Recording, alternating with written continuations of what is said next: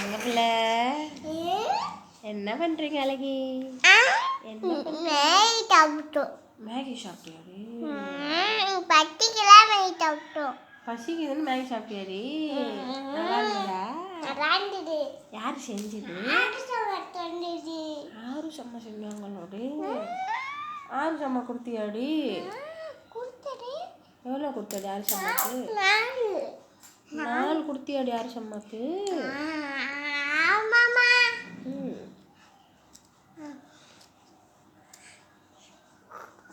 எப்படி இருக்கீங்கன்னு கேளு.